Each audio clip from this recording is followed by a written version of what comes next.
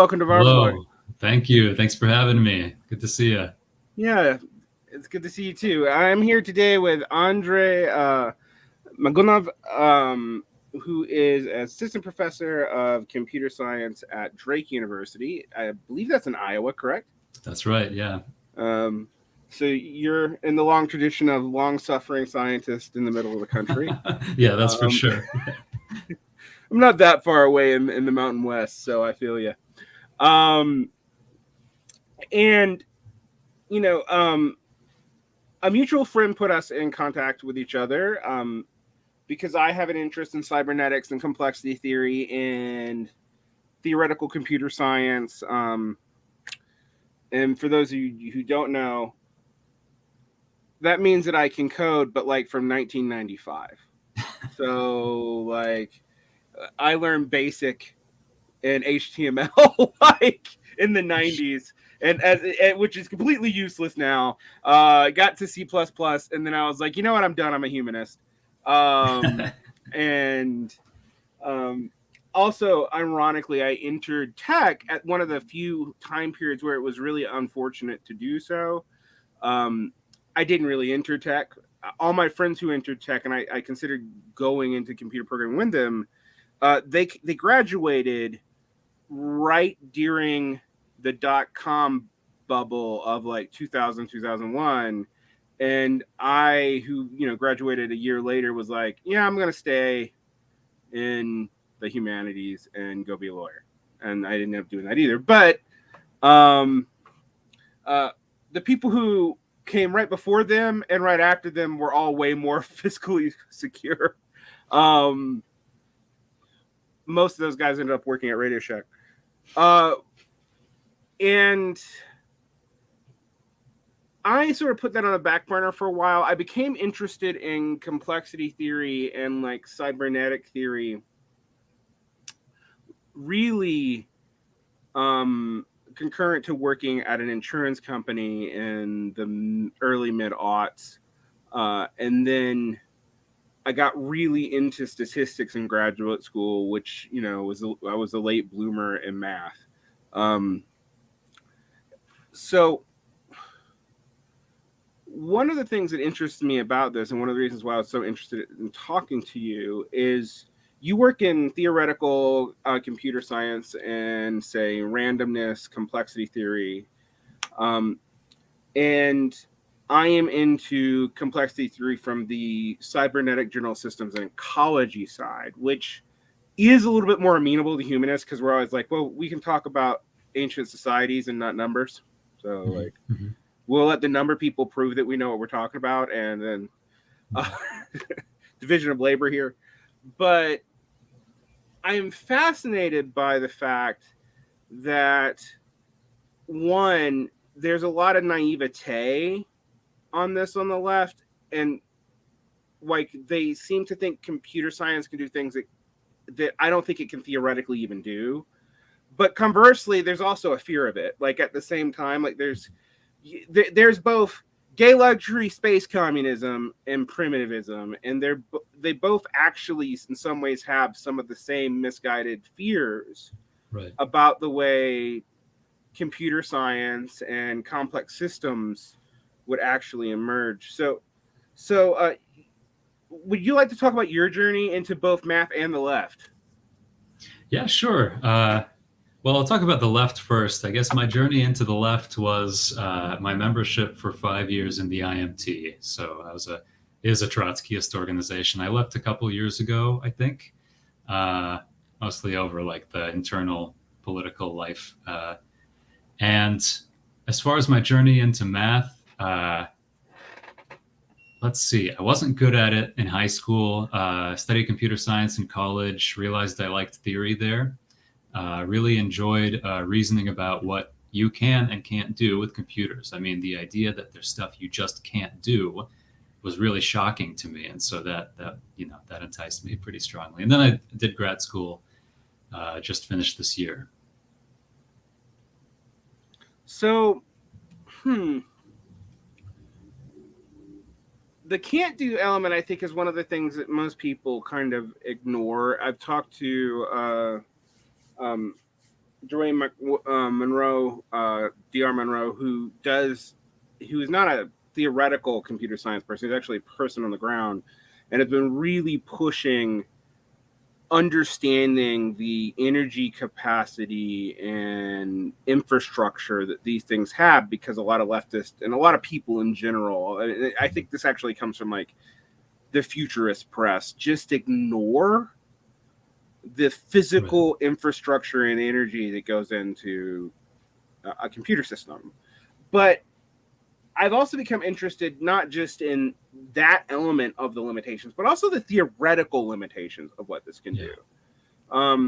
So, for example, I am an AI skeptic, and that, yes, I think that artificial intelligence exists, but I don't ever think it's going to think like a human, because I don't think we actually think according to Boolean categories. And I have no idea how you would program in numbers fuzzy logic. I just do not know how you could actually program fuzzy logic and fuzzy heuristics into a computer. And maybe I'm wrong, but I've talked to both the theoretical end of this in computer science and philosophers, and a lot of them are like, I don't know that you can. Like, so what are your thoughts on that before going any deeper? Yeah, weird. My answer will be weird because I'm a bit of a sentimental about other things, but I want to believe that other things can be conscious on some level. The like basic understanding of panpsychism that I have has always compelled me. I want to believe that consciousness is this thing that emerges at all sorts of different levels, has all sorts of different characters to it, but so that's my sappy sentimental side. My more computability oriented side says you can prove, and normally undergrads who study theory of computation, they prove this theorem. You can show that out of the whole space of computational problems that can be formulated, formally speaking, the probability that one of them is solvable is zero, so almost none. You can demonstrate pretty easily that most problems, including a lot of natural, interesting ones, will never have solutions, at least not in any of the reasonable models of computation. And there are all sorts of different equivalent models that are, they seem different from each other. They get at it from different angles, but they're all, as they say, Turing equivalent. They're all really capable of dealing with the same category of problems in the same to the same degree. So yeah, there's good reason to be skeptical about what computers are capable of doing, even when we find these new, creative, interesting, weird models for them that all end up somehow being equivalent to each other, and none are stronger than the others. So that's interesting. I mean, there's a lot of ideas that occur to me there almost automatically. Like, you have concurrently evolved systems that can solve problems that also mathematically shouldn't be able to be solved, and yet also probably don't solve them in a way that reflects human cognition. One of the things about your panpsychism, I actually have similar intuitions about the emergence of complexity and consciousness. I just think robot consciousness is going to be fundamentally different than ours. It'll still, I still think it might be conscious in a way that you could classify as a sentient being. Because I don't think we're that special. This is from the Marxist labor end. This really is funny because I bring this up all the time, where I'm always like, look, if you have a machine that can do what you think these machines can do, for your gay luxury space communism, making them do it would be functionally immoral, because they would be effectively sentient beings. And then you have just offloaded the problems of domination and exploitation off of a mammalian human subject to a machine human subject. Completely agree. Or you're a meat chauvinist. Yeah, exactly. So that kind of, that's a horrifying prospect for me in a lot of ways when we talk about these systems that can solve everything but somehow won't be conscious. And I guess one of the interesting things about consciousness, and this does relate to your field of study, is its seeming emergence out of randomness. And one of the fascinating things that I'm both fascinated with complexity, I think a lot about over complexity, but I'm also thinking about emergence a lot, because, well, we exist. Like, Yeah. and without getting into really pre-20th century notions of why this would cause people to be theists or cause people all kinds of infinite reguess problems, I think emergence is a natural consequence of any view of a complex system where you can typify the system as being a coherent model somewhere at some level that seems to have something akin to agency. Yeah. But that emergence seems random. Yeah. And in our case, I mean, if over the span of billions of years, you conduct the same experiment, the chances are something interesting is going to come out of it. The same probabilistic experiment, I mean, random experiment. So, yeah, I mean, it's interesting to think about too. Like, if you take a DNA strand, you know, your average person's DNA strand, and stretch it out, and you know, however many millions or billions is it base pairs there are, very little of that possibility space has been explored. And from the perspective of randomness, I mean, reasoning about DNA sequences, most of the DNA sequences you could construct out of those four ATCG base pairs would be garbage. They wouldn't code proteins that do anything useful or whatever. And we got lucky somehow. I mean, all of this this machinery, and it really does work like machinery. You know, somehow we got lucky here. So, and you look at, I mean, another thing I work in is analog computation. So I'm interested in the kinds of computations that things are organically already doing out there in the world in terms of, you know, things that aren't digital devices are processing information. There's a cool paper somewhere on NCBI, I don't remember by who now, and its argument is that our cells process information at an almost thermodynamically optimal level. I mean, they are close to being so efficient in the information processing they do that if they got any better at it, they would burn up and die. So our however many billions of years of evolution have got us to a pretty impressive point. It's called the Landauer bound, or the Landauer principle that they invoke for this argument. It's kind of neat. I'm no expert in that stuff, but came across it the other day and been thinking about that.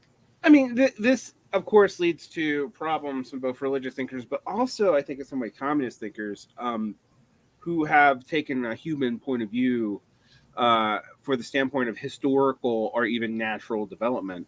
And I'm like, well, when you look at the possibility of life emerging, and you look at, you know, evolutionary factors, at least at the molecular level, you start thinking about, well, anything that I deduce from myself is going to have like the ultimate form of survivor's bias, because we're a weird thing that doesn't happen a lot, and it's happened. We know it can happen because we exist, and it's probably happened somewhere else given the scale of the universe, or will have happened at some other time, maybe. But we have to put a caveat on all that because the scale in which these things happen at are not humanly observable, which is a fascinating problem. I mean, there's, I mean, knowing the left, it's not easy to have a sense of proportion about even human scale things, let alone cosmic scale things like that over however many millennia. So as a theoretical scientist who also, you know, comes from the left, and we talked off air, and I'm not going to call it specific things, but for example, I haven't loved any left sectarian organizations' internal culture, but some of them have better politics than others, and I think the one that you come from had decent politics as far as it goes. But it had weird ideas about science that mostly came from 19th century debates that were kind of solidified and then re-argued without understanding theoretical or frankly fucking experimental direct data from anything past like 1935. Right. And that this actually isn't the case for the primary thinkers whose arguments are being invoked for this sort of freezing of science in the late 19th, early 20th century. For a primary example, I like, we were talking off. Trotsky actually has some really terrible ideas about science, but he also has some really great ones that were more intellectually flexible than most Trotskyist groups who have scientific lines today. Why do you think that tendency exists on the left? Is it because of there's fewer and fewer people on the left who come out of a technical background? Is it because basic educational failures? Is it because some of these 19th century arguments are somewhat intuitive because it was a simpler notion of science? I mean, what do you think's going on there? All of the above? Yeah, I mean, all of the above for sure. I think a lot of it is sect brain, just being in an organization that has to subordinate any idea it encounters to its specific political program that it has put forward and now has to defend. There's CLR James has that book from, what was it called? Facing Reality. He and Grace Lee Boggs have that book. And there he uses this term about sects that, their whole way of life is rehashing ancient debates that are no longer living to keep their political pots boiling, is what he says. And that's pretty much my view on it. It doesn't matter if it's a scientific claim or if it's a political claim or some kind of very, basic observation about reality. It has to be brought for these groups into relation with some principle that they defend and someone else doesn't, And so, when you read these, and again, I agree. I think the IMT has a pretty good analysis on a lot of things. So in some ways, when I left, it hurt me to leave. But then you read these articles on science and cosmology and stuff, and they are amateurish. It's just unprofessional to discuss things in this way, where everything that's interesting is being instrumentalized at the most shallow level to make some kind of quasi-political point about some totally impoverished idea of dialectics that doesn't really enlighten anybody. And Right. and contrast that to books like, I really love Lewin's and Richard Levin's and Lewontin, that dialectical biologist book. I mean, there's a very appropriate usage of these ideas of dialectics in contrast to this Big Bang shit from the IMT. Yeah, I mean, I was thinking about the structure of evolutionary biology by Stephen Jay Gould, which is, Gould's mostly remembered as a polemicist or from the 90s, moderate end of the culture versus new atheism, proto-new atheism debates. They weren't called new atheists yet. And one of the things that I like to point out to people, why was new atheism new? And people have not really asked that. And I was like, it's because it was not associated with any socialism. That was the new part. There's a hidden politics in that name. And it stands apart from the social democratic humanist movement or, communist atheism. And it deliberately did so. And I think partly from some of the same reasons. I mean, with Dawkins, I just suspect he's a cultural Anglican prig, no matter how you cut him, no matter how much he doesn't believe in God. But with someone like Christopher Hitchens, you have this primary, almost trauma around the 70s and 80s SWP, which and responding to that leads him to very bad places eventually. But what he's responding to seems legit. These groups that don't seem to be able to think, they have categorical ways to avoid even softer observations. I always talk about false consciousness, which I'm like, false consciousness is a concept where workers don't do what you want, so it's their fault. Like, that's not what it was meant by in the early socialist terms, but that's basically the way it was employed in the 70s, 80s, and 90s, Mm-hmm. and in some way still now. And the other thing I think about the left view of science has been so weird to me is there's a fundamental hostility to parts of it. You always see, like, there's always going to be some left group that's trying to resurrect something strange off of like an analogous development. My least favorite one, and I it's a book I really like that talks about this, but unfortunately they do compare it to Lamarckism, and I'm like, epigenetics is not Lamarckism. They're actually different functions. There are relationships there.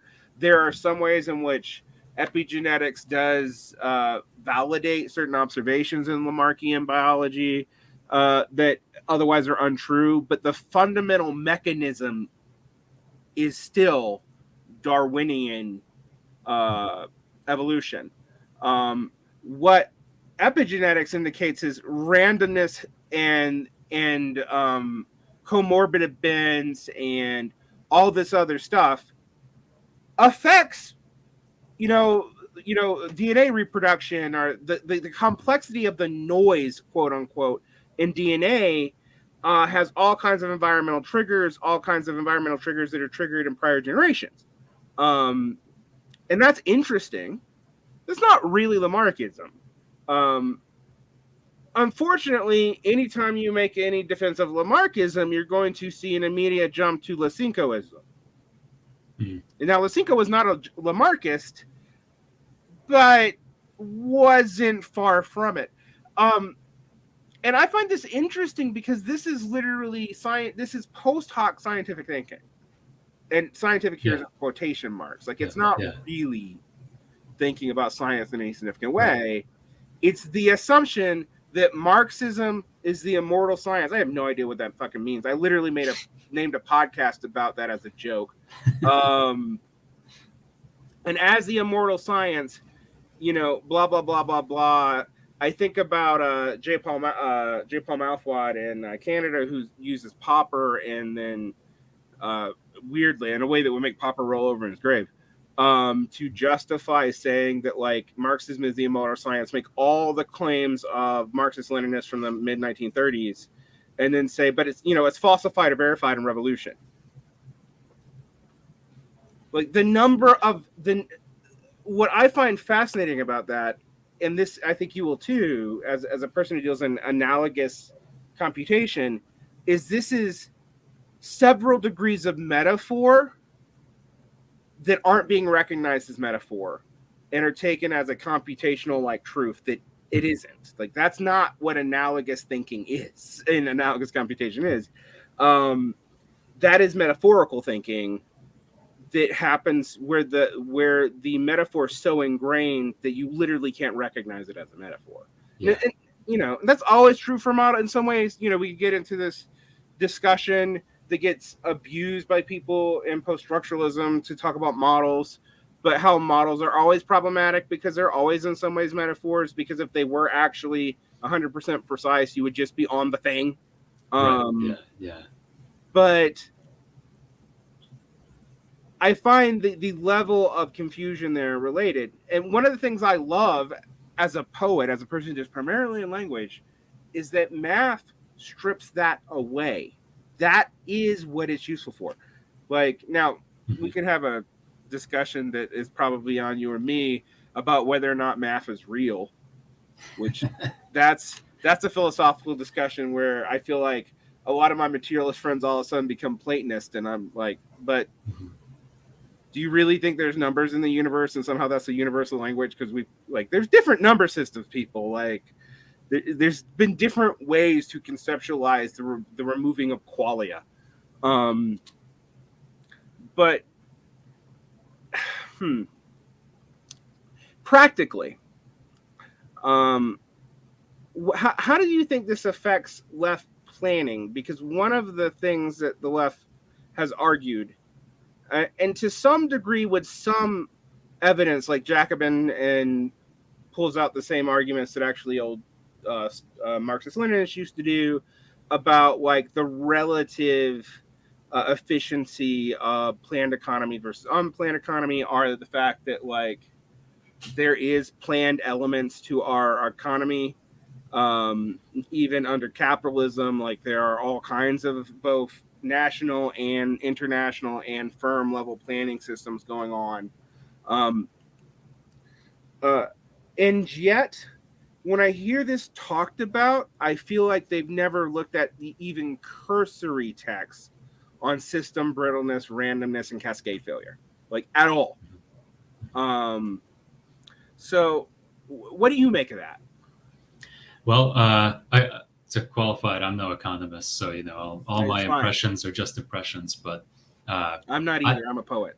Just well, I fall on the side of I think the question of planning is a worthwhile question for socialists, whether you buy into it or not. I am not someone who thinks that it is feasible or ever will be feasible from a computational perspective to do these like the way it's classically framed, these like calculations about this giant matrix with a million types of commodities in the rows and columns, and then you make sure all the values work out, and not just because this is like a propagates the capitalist mode of doing these things, in a sense. But I think it's worthwhile to study just the basic computational science, whatever limitations on doing this kind of thing, whether you want to argue politically on behalf of a good society being structured based on a plan or something like that.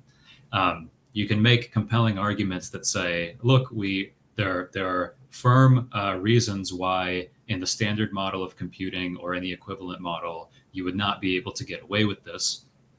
And then you can start making interesting observations by taking some of the assumptions away. So one of the things in computing that I think is interesting is, like I mentioned before, if you want exact computations in the traditional model where you compute exactly, an algorithm means you always get the correct answer to a problem without exception, there's not much you can get away with. mm-hmm. If you're willing to tolerate any error at all in most of these models, you can make it as small as you want, smaller than the probability that your supercomputer gets struck by lightning or whatever. Then you can suddenly do a lot more. So then you enter the domain of approximate computation or probabilistic computation, things like that. That deserves, I think, more attention on some level. And again, you don't have to be one of these weird, 1930s, socialists or whatever, where you think, no, we're gonna plan everything perfectly. We follow the nation's plan for production to the T and everything. We're going to get all the goods into the hands of everybody who needs them according to this. You don't have to be one of those cranks to find this to be a worthwhile endeavor.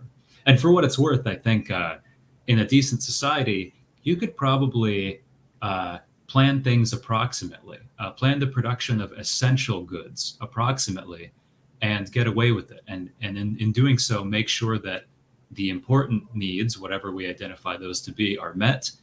And then we have other ways of ensuring the production of goods, using more approximate means for the inessential things.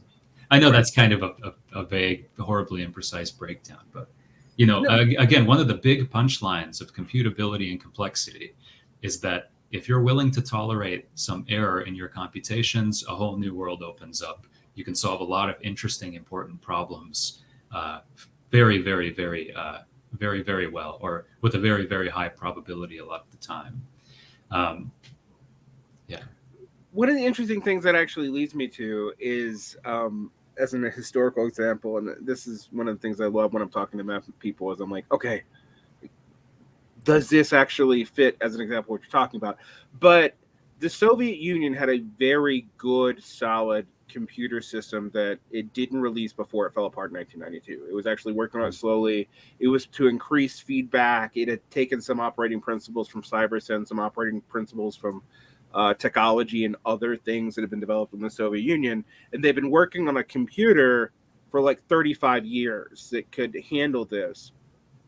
But they wanted it to be pretty much perfect upon release. Capitalist, the capitalist world, which developed this to the military, same centralized planning model, but then kind of threw it to the world, forgoing some of its normal protocols. So the internet is not owned. Like the person who designed the World Wide Web did not claim copyright for it. Things that you almost can't imagine happening now, which would have but all this is developed off that. However, it was loose and goose and had more operational heuristics than actual trying to get the entire system perfectly engineered before it was rolled out. Now, I think that actually does say a lot about how a socialist society would emerge. And I use a lot of like cybernetic principles when I think about this, because I find it helpful, which is like, instead of thinking about a perfect control system, how can I have like an autopoietic control system, which kind of can reproduce itself roughly, even if there's mistakes?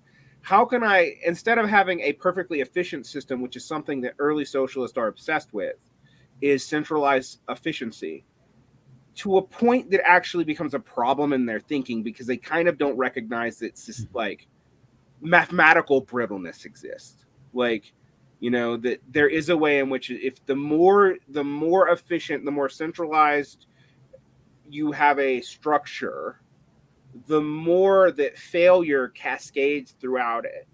So you don't want perfectly planned systems, because if there's a failure in the planning, it's throughout, right? That's a design principle. It's a design debate that was had in the Soviet Union in the 1920s about whether or not to design their like infrastructure teleologically, or what we would call it, you know, now like ribosomatically. They chose teleologically. It has effects in Russia to this day, like the centralized block heating and stuff like that. And that stuff is more efficient. But when it fails, it fails. Like, and it fails for more than just one system. A good system has both things in tension with each other, right? Because of the onset of randomness, because you cannot predict, you know, complexity theory, I think back in the day used to be confusingly called chaos theory, right? Like, think about that book from the 80s. And everyone would bring up the butterfly wing equaling hurricane example from that stupid book. And that book's fine. I mean, you know, it's actually a good scientific book for the time it is written in. But there really is a sense in which the level of interaction is, there's so many actors that you and the level of complexity is so high that accurately predicting all the possibilities is impossible.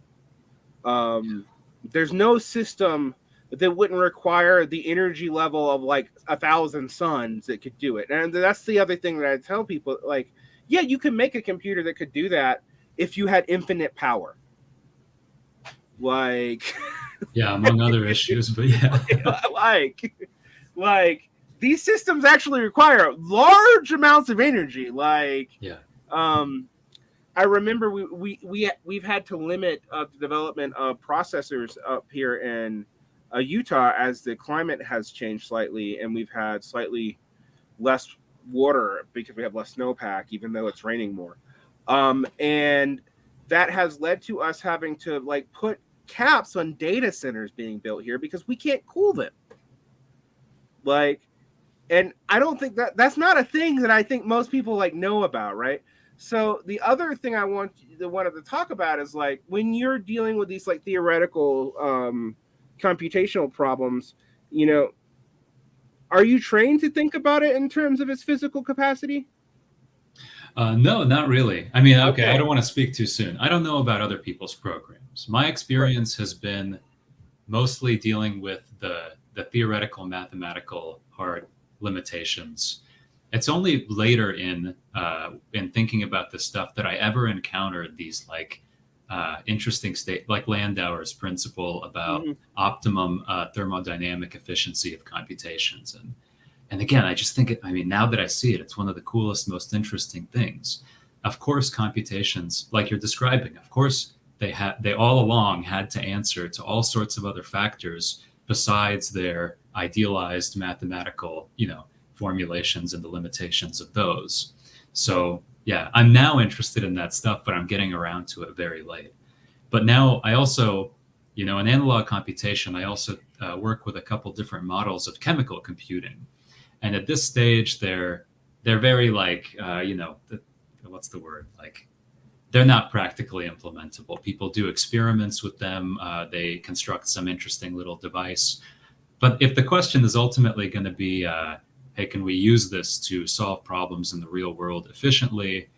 I think for a lot of the models people work with, the answer is no. And we forget to think about the fact that with our most standard models, the Turing, the digital model of computation that everybody learns in undergraduate computer science, there are all sorts of other physical limitations on that. Probably people who study, and I'm not one of them, who study quantum computing know a lot about this. They have to deal all the time with, physics type, thermodynamic Right, type exactly. limitations, and they always deal. All of their computations have to be reversible. They can't delete information. So, Ooh. in other models, you encounter organically these limitations that this long-standing idealized digital model avoids having to think about, at least when you're teaching it to undergraduates. So Yeah, it's a little bit different when you're having to build it, but right, yeah, I find that fascinating, and it's a fascinating problem. I remember about 18 years ago when I was working at an insurance company, and I would always listen to Science Friday while I was doing my actuarial table stuff. Because I was, but my foray into math was actually as a philosophy English major who got a job in the accounts receivable department tied to the actuarial department. wow. And apparently I took one of those like job math tests, and I did good on it. Nice. Which surprised me given my GRE score. But and so I got into this, but I would listen to Science Friday all the time, and they were gushing, I think 2004, 2005, about the possibility of biocomputing, genetic computing, quantum computing. Although even then they were talking about some of the physical limitations of quantum computing because energy use as you get smaller actually doesn't scale the way you think it would. Actually, both like you have energy sinks as you shrink down, which is not intuitive. Like you would think, okay, well, it's smaller and smaller and smaller, it would use less energy. That's absolutely not true. And so they were talking about those problems, and then they were talking about biocomputation, and I'm like, and I just remember thinking, like, so if I input something into this program, I basically have to wait for it to evolve. Now, I know this is like the idiot version of dealing with this processing, but sometimes I do think, like, you need to ask the idiot in the room what the obvious problem to them is. And that idiot, I was okay with that idiot being me. But I was like, I was like, wait, if this is based on evolutionary like processes, those are on a scale of time that like, how's this gonna work? I can't wait for my computer to like evolve an answer to this problem. Like, and I know that's not entirely what they meant, but that is the mechanism they're playing with. And I found that interesting. So are they talking about some kind of actual physical organismal type Yeah, they were talking evolution? about organic computers to get away. It was a way to deal with energy problems differently. And then there was the abstraction of that into like abstract biological models that were not actually based on like a meat computer. But it's one of those things about Science Friday, or if people remember like all those like futurist shows from the 80s and 90s where like there's all this technology that I remember being promised that I've never fucking seen, not because they don't exist, but because they're absolutely not scalable. I'm still waiting for my hydro car. I given up on the flying car years ago, but like, it reminds me of this. I mean, it's tangentially related. It reminds me of the section in Henry Lefebvre's Critique of Everyday Life, where he's talking about technology, and he says something like, "Yeah, all the technology from the recent period is like stuffed in a person in like the what's it called, the electric transformer across the street, but none of it lives in the house with anyone. I mean, nobody has any the natural interface with any of the cool stuff that is developed. And then, obviously on top of that, there's all these, wonderful ideas that now are being sold to us at lightning speed. Like, every 2 seconds, there's some stupid article about like, oh, they sent a computer into a black hole, and now we're going to have this new trinket that does incredible computations for us. And of course, none of it's true. It's nothing that exciting is ever far enough in its stage of development that it would touch ordinary human life in any substantive way. The only thing really super like strip streamy like that I remember that actually has developed was using Heisenbergian uncertainty principle to do cryptography, so you could tell when someone looked at something because it changed the yeah. Apparently that actually does exist in like high level cryptograms where you can tell when someone's interfacing with a security mechanism.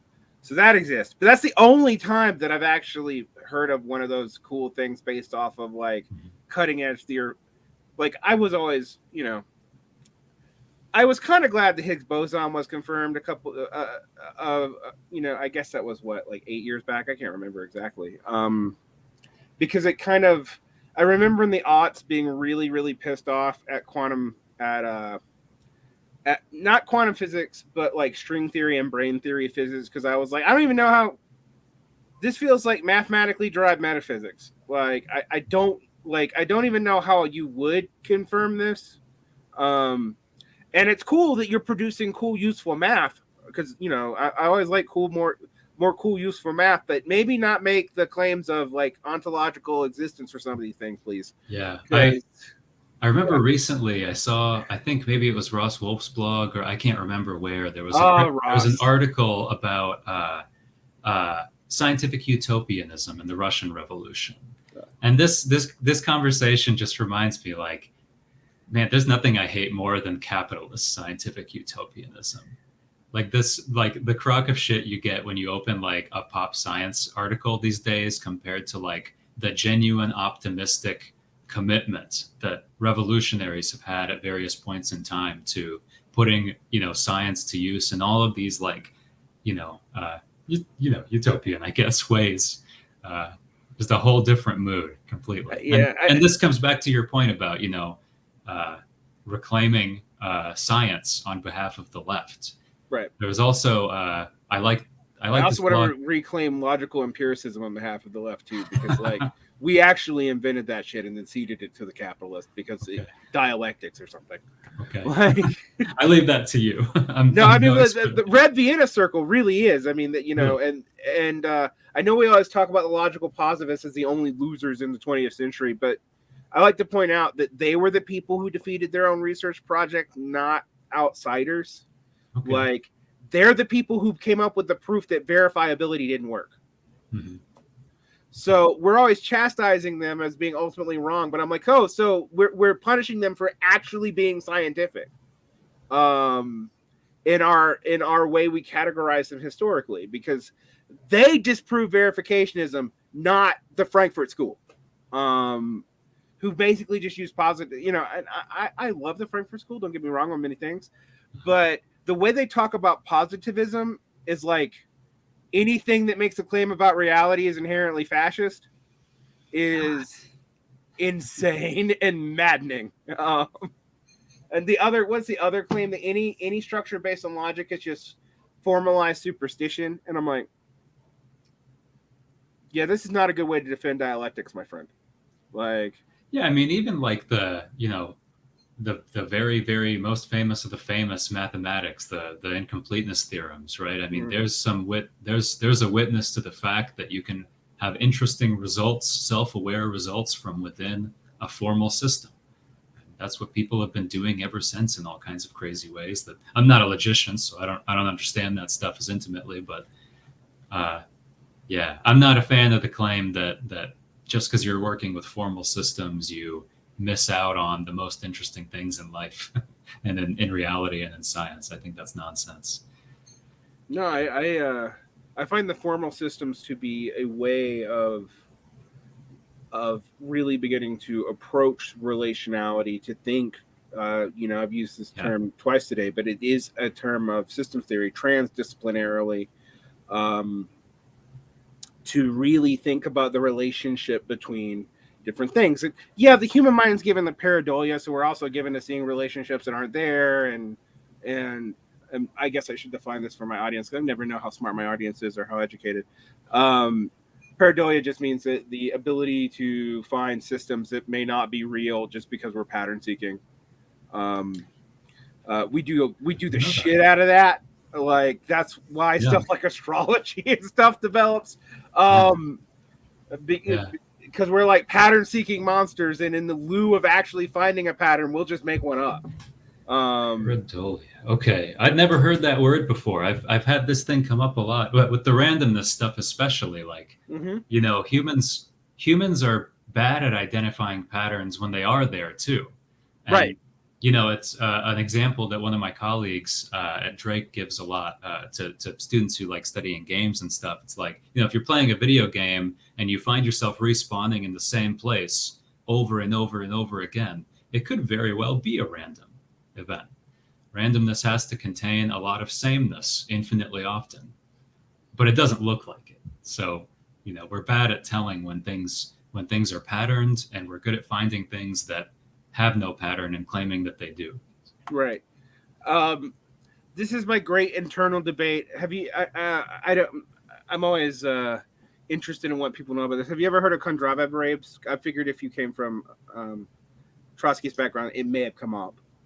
Oh, yeah, I don't know much about it. Yeah, K waves are the long form economic cycles that also tie to technological development cycles, Yeah. and so I go back and forth. I see a ton of evidence for K waves, including in the stock market and secular stagnation, and then shifting to different kinds of technologies, and then that stagnation seeming to be overcome. Um, you know, and the ties between business cycles. But then every now and then I go, am I just looking at fucking noise? Because noise kind of looks like waves. Like, random shit looks like waves. So when you The other thing is, we formulate our theories about stuff. I mean, this is just part of being a human in reality. All your theories are formulated on partial information. You're never Correct. going to have the whole future, and in the whole future, anything can be appended. And again, most random. If you're just studying it at the level of binary sequences, random binary sequences have to have long, long sequences of patterns. Every random sequence has the collected works of Lenin right next to Buffy the Vampire Slayer 10 times in a row, infinitely often. So that's like a burden, a big, big burden when it comes to formulating good scientific theories about stuff, or at least asserting total certainty about them. Right. Well, in history, this is interesting because in history, now you've seen the reemergence of like meta history, like Cleodynamics, which makes some claims that I find statistically interesting, actually attempts to be science, and yet I also don't really buy it. For example, like Never heard of this. Cleodynamics, it's one of the guys who really pushes it is this Russian guy, Peter Turchin, who's been trying to like work out. He uses Malthusian calculuses, and then he actually adjusts Malthusianism because he admits that the Industrial Revolution undoes, Malthus's basic assumptions, and then like tries to model systems, although he doesn't nationally, not internationally, and ignores certain international factors, which drives me up the wall. He also makes some claims that I find to be hocus, but he does try to mathematically work out these systems, and he basically gets shunned for it, but he makes some good predictions. But then some of his predictions I find kind of still like, how do you know you were actually right? My example of this is he predicts increasing social instability in the 2010s. He predicted this in like 2005, right? And getting even worse in the early 2020s. And a lot of his stuff looks true, but I'm like, yeah, but there's a lot of comorbidity with COVID, which he did not predict at all. That's an outside system. It's not I guess it's hard to, the delineation between human and non-human systems is kind of bullshit, but in so much that it is true. COVID is a non-human system, sort of. So, how much am I supposed to weigh in on that? Well, what I saw in history, when you talk to historians now, they avoid systemic historiography. Like, it's like disciplinarily advised against, kind of. They're like, leave that to sociology, leave that to anthropology, leave that to ecology, but we don't do that anymore.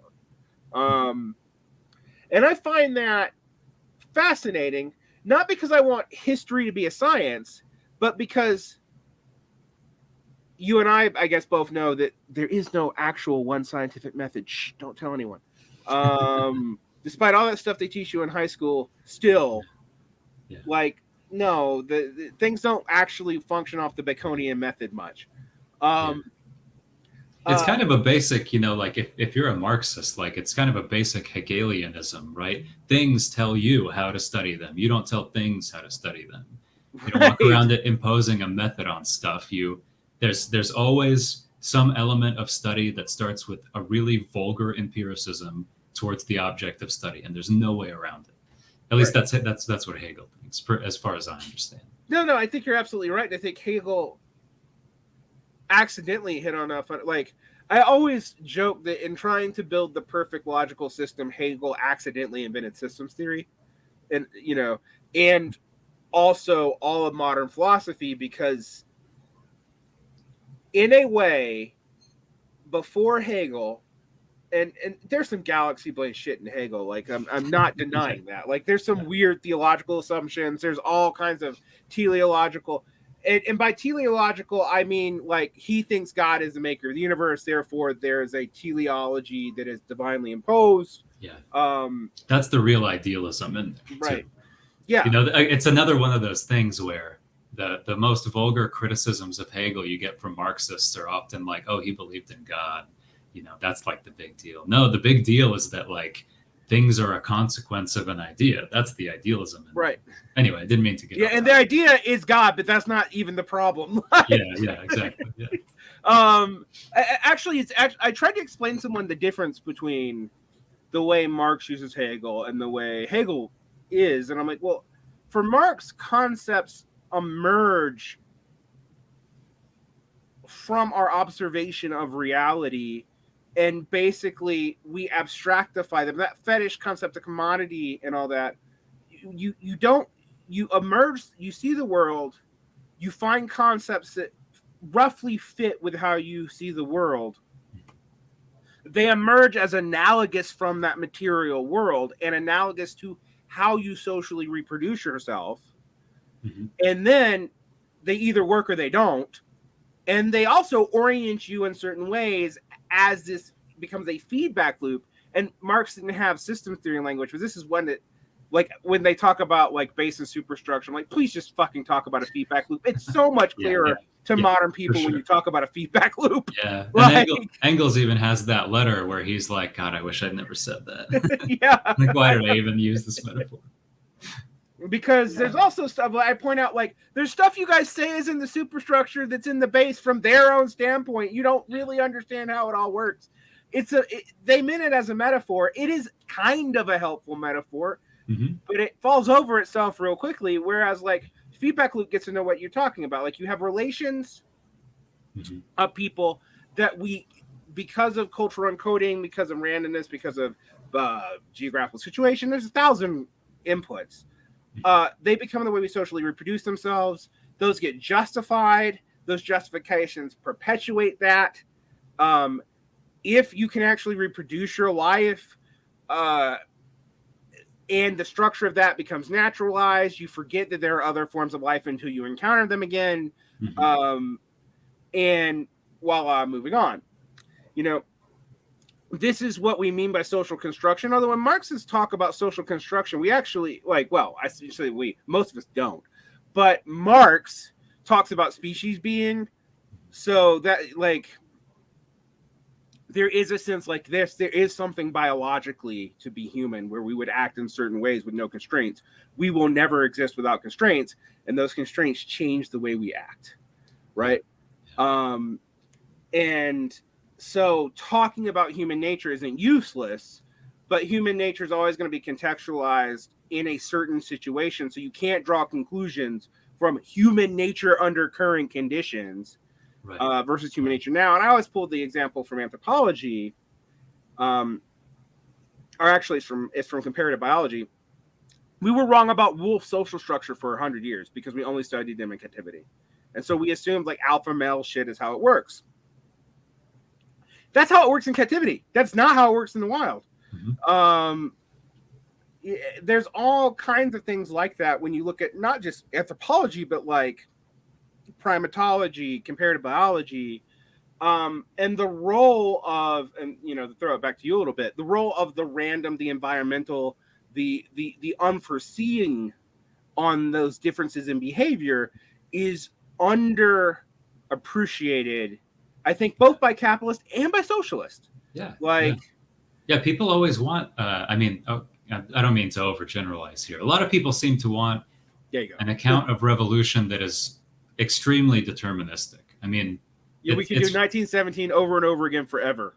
Yeah, and whether it's in the sense of like trying to inherit too much from the past and not having the tools and techniques to understand the present, or just of like saying, well, before we do this, we need to have a comprehensive account of how it's done, and what's the easy solution here for a lot of people? It's like, well, we need a vanguard organization in a strong sense that's going to manage the activity of the class and revolution in a strong sense and so on. It's like, maybe we need to figure out what things need to be left open in this account of how we transition to a new society. Maybe some of that energy would be better spent making compelling arguments to people that it is possible at all, technically, to have a different society than this one. Right. And of course, one of those essential arguments is, I guess this one actually is pretty common on the left, that like all we know of human nature is the nature of humans under capitalism. Right. Everyone's it may be like the nature of humans under like certain kinds of manorialism that we remember historically because it wasn't that long ago. Yeah, some other like equally fucking abysmal state of living that no one wants to be in. I mean, what I find interesting now, and this is one of those things where Marx was kind of accidentally right about something, because you can't actually claim he had the theoretical justification for this claim. It was kind of a spitballing based off of capitalist typologies in which he inherited, including some stupid ones like Asiatic despotism or the racist here be dragons of Marxist social types, and then like over generalizing about feudalism. But there is a sense in which his observation that primitive communism and communism would be totally different in how you get there, and one is under strict conditions of scarcity, meaning there's just no social surplus, which, roughly speaking, turns out to be true. Like, the less social surplus you have, or if you find a way to sublimate that social surplus in some kind of social structure that doesn't involve giving it to a person, and this only happens in certain conditions. I mean, there are, like, if you're on a Great Plain and you're attacked by this is what I like people thinking about math. If you're on a Great Plain and you're a farmer society and you don't have a social surplus, and there are pastoralists nearby, they're going to kill you and take your stuff. That is like not a mathematical certainty, but it is like probably in the upper 90% of probability. So, how do you deal with that? Right. And so you will almost always have, until you reach certain levels of technological advancements, hierarchy in those scenarios. There are other scenarios where you do not have that develop.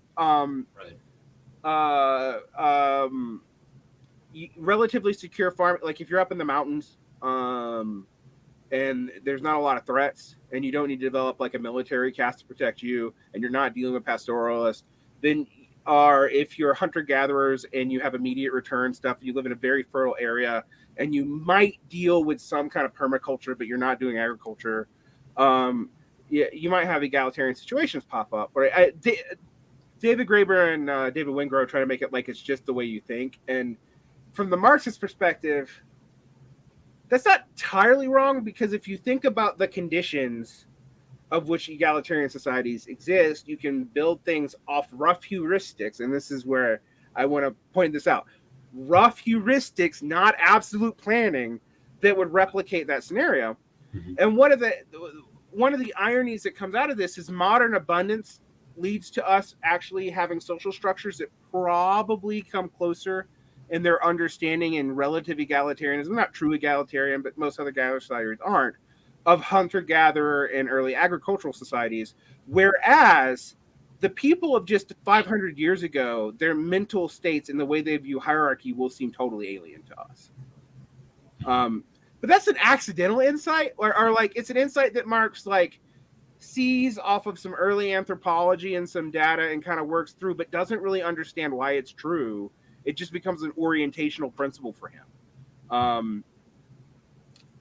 Because what he does, what he's right about is like primitive communism kind of sucks. Like, why does it suck? Well, disease happens. If you run out of food, you all die. Yes, there's mandated socially enforced sharing, and that's actually as much for survival reasons as anything else. Mm-hmm. And yes, people do seem to be much happier under these conditions until they get hit by a plague. And so, we now have the kind of a technological development to do that. Now, is our technological development the only way to do that? Well, in Soviet thought, yeah, but if you actually read late Marx is just playing with ideas about other ways that, since this has occurred somewhere, maybe other kinds of development can lead to it. All right, he's not sure. He goes back and forth in the letters to Vera Zurich, which are super important, about whether or not the peasants' communes can develop a society that doesn't have to go through capitalism because the capitalists have already developed the technology elsewhere. Mm-hmm.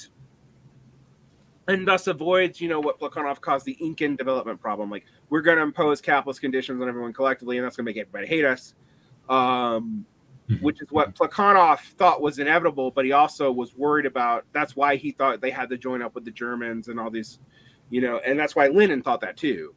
Like, because Plekhanov thought that the peasants' communes would not be able to do it at this point. They wouldn't be able to bypass capitalist development. But if you impose it by communists, impose it from the top down, it's going to be resisted so strongly that it's going to create social problems, blah, blah, blah, blah.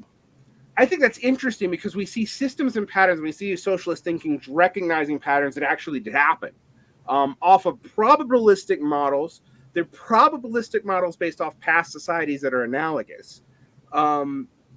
With today's technology and our kind of more thorough knowledge of history and non-European societies, we can do a lot more of this.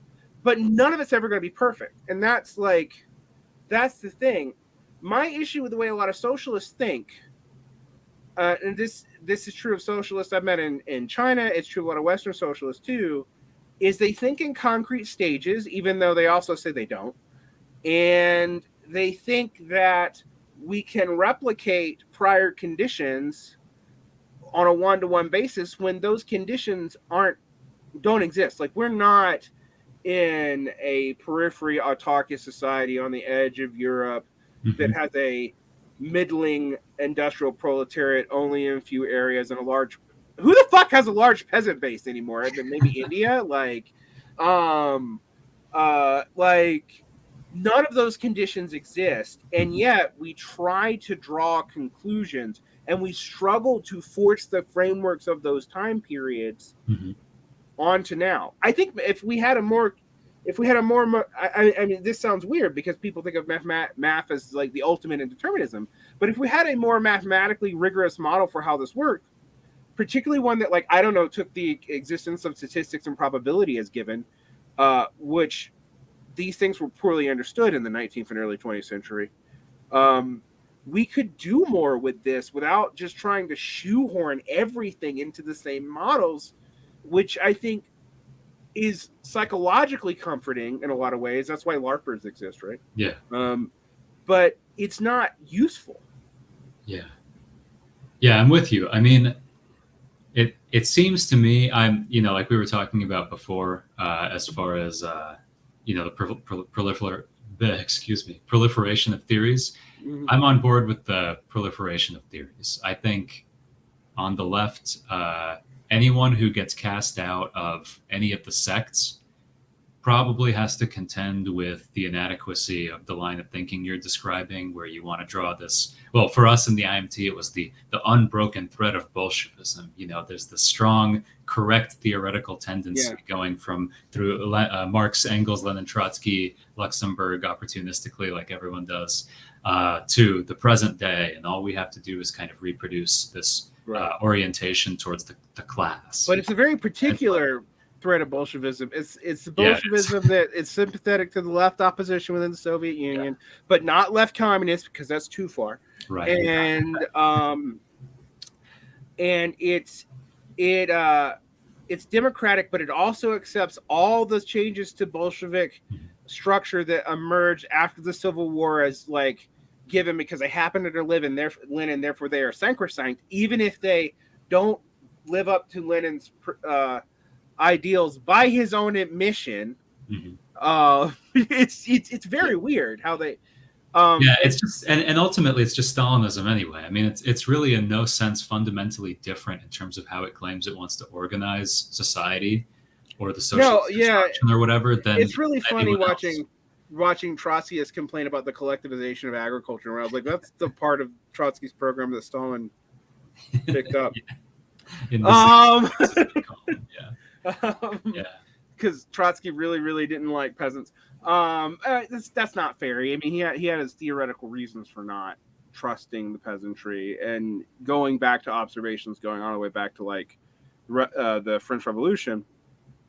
Interestingly enough, though, that's counter to Lenin's own orientation in the 1920s, where he, literally declared in opposition to the Social Democrat, the Mensheviks, and to the German Social Democratic Party, that it was a proletarian, it was a dictatorship of the proletarian and the peasant, which he justifies as theoretically necessary because of the society that they're in. And so what I find both interesting and maddening about Leninism is I'm like, well, what the fuck is it? Because Lenin does a lot of different things and says a lot of different things. And frankly, if we're being honest, he contradicts himself a lot. Like, if you read State and Revolution and then see what they actually did, I mean, we're talking about a guy who said that their society shouldn't have a standing army. And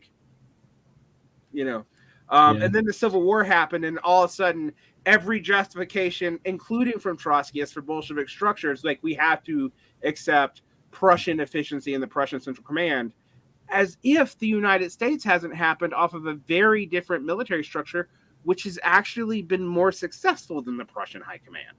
But we just don't, yes, ultra-imperialist state, but it's not like Prussia was good. Recruitment from the so-called middle classes, you mean? Or not just recruitment from middle classes. The U.S. command is not unilaterally centralized. It is like modularly centralized.